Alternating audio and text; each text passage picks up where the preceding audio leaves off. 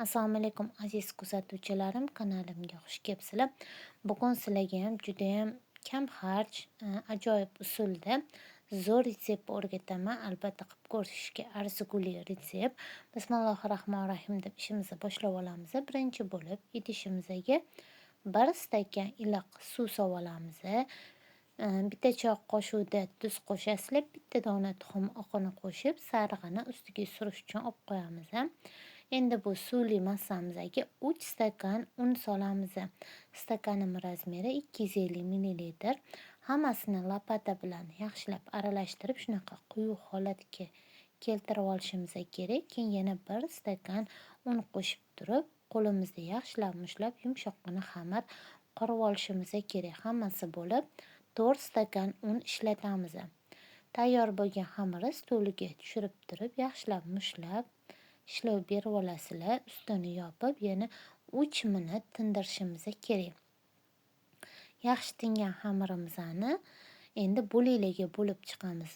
6 ta bir xil razmerda bo'lakga bo'lib olib, endi bularni ham dumaloq holatda zo'lachala qilib tayyorlab olishimiz kerak. Mana xamirlarimiz tayyor bo'ldi. Tayyor bo'lgan xamirlarni tarelkaga joylashtirib turib, ustiga selofan paket yopib, yana 3 minutga dam oltirishimiz kerak. Yaxshi dam olgan xamirlarni un sepib turib, juva yordamida kattaroq qilib ochib olamiz. Mana videoda ko'rsatilgandagi ko'rinishda kattaroq qilib ochib olinglar. Endi bu xamirlarning ustidan xona haroratda turgan margarinimizni yaxshilab surib chiqishimiz kerak. Hamma yog'iga bir xil qilib tekislab surib olinglar. Endi bizga jo'xori kraxmali kerak bo'ladi. Uni margarinni surib bo'lganimizdan keyin ustidan sepib olamiz. Videoda ko'rsatilgandek qilib tayyorlab tarelkaga joylashtirib olasizlar. Xuddi videodagi o'rab olishimiz kerak.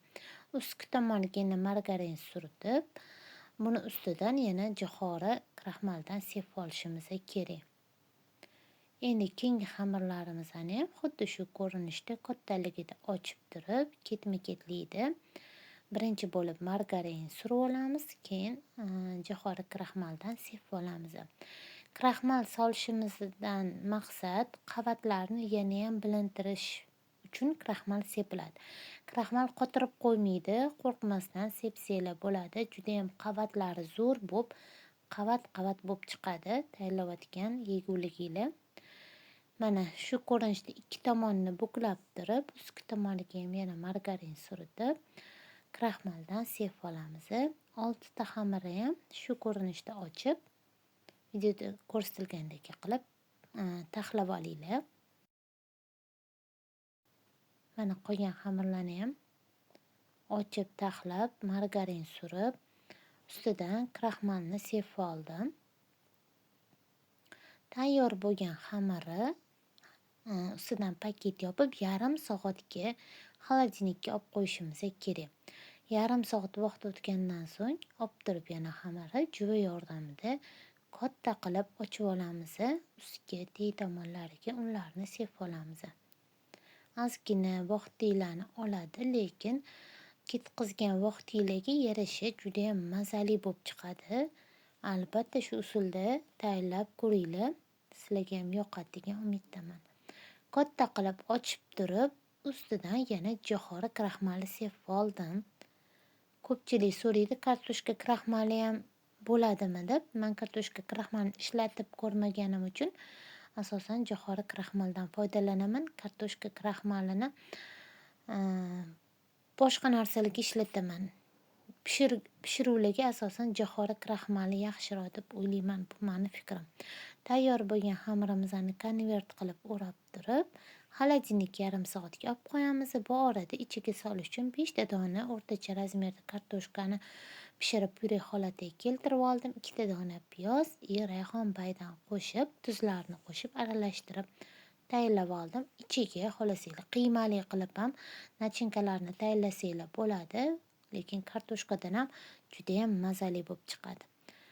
Tayyor bo'lgan xamirni xolodilnikdan olib, videoda ko'rsatilgandek qilib juva yordamida ochib olamiz. Unaqa katta ochilmaydi. Endi bu xamirlarni 6 ta bir xil bo'lakga uzunchoq shaklda, tesma shaklida kesib chiqishimiz kerak.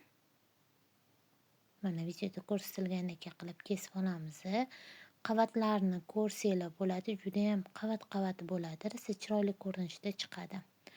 Endi bu xamirlarni juva yordamida uzunchoqroq qilib turib, yupqaroq qilib yoyib ochib olishimiz kerak. Agar yopishadigan bo'lsa, old-orqalariga ozgina un sepib olinglar, faqat unini ko'paytirib yubormanglar. Mana videoda ko'rsatilgandek qilib, katta qilib ochib olamiz. Endi bu xamirlarni ustidan tayyorlab qo'ygan kartoshka pyuregimizni joylashtirib chiqishimiz kerak. Ustga teng tomonlariga o'rab dumaloq shaklda yig'ib olamiz. Mana ko'rinishini ko'rsanglar bo'ladi, juda ham chiroyli bo'lib chiqadi. Qolganlarni ham shu ketma-ketlikda uzunchoq qilib o'rab olamiz. Kartoshka pyuregini ichiga joylashtirib olamiz. Tayyor bo'lgan xamirlarimizni duxovka listiga joylashtirib, ustiga olib qo'ygan bitta dona tuxum sarig'iga ozginagina sut aralashtirib olasizlar. Ustidan yaxshilab hamma yog'iga tekkizib surtib chiqamiz. Bu xamirlarni ustidan xohlasanglar pichoq yordamida yoki lezva yordamida ozgina kesib, shakl berib chiqsanglar ham bo'ladi. Ko'rinishlari yana ham chiroyli chiqadi. O'tkir pichoq bo'lsa yoki o'tkir pichoq yordamida ham kessanglar bo'ladi. 200 gradusda yarim soat atrofida pishirib olishimiz kerak. Ustidan xohishga ko'ra oq sedanalardan sepib olsanglar, ko'rinishni yana ham chiroyli qiladi. Mana aziz kuzatuvchilarim, issiq yeguligimiz ham tayyor bo'ldi. Buni turk blogerlaridan o'rgandim. Xohlasanglar bularni somsalar deb atasanglar ham bo'ladi. Juda ham qavat-qavat zo'r bo'lib chiqadi. Ayniqsa o'sha ro'za Ramazon oylari kirib kelyaptilar. Xudo xolasa iftor dasturxonlariga ham tayyorlab bersanglar, oila a'zolaringlar maza qilib iste'mol qilishadi. Buni ovozlarini eshitib ko'ringlar, juda ovozlari ham zo'r, kumir-kumir bo'lib chiqqan. Utlari kumir-kumir, ichlari qavat-qavat va zo'r bo'lgan. Qilib ko'rishinglarga arziydi. Ketkizgan vaqtinglarga, masallig'inglarga achimaysiz. Aziz kuzatuvchilarim, videolarim yoqib o'tgan bo'lsa, like bosishni unutmanglar. Sog' salomat bo'linglar. Yaqinlaringlar uchun o'zinglarni asranglar.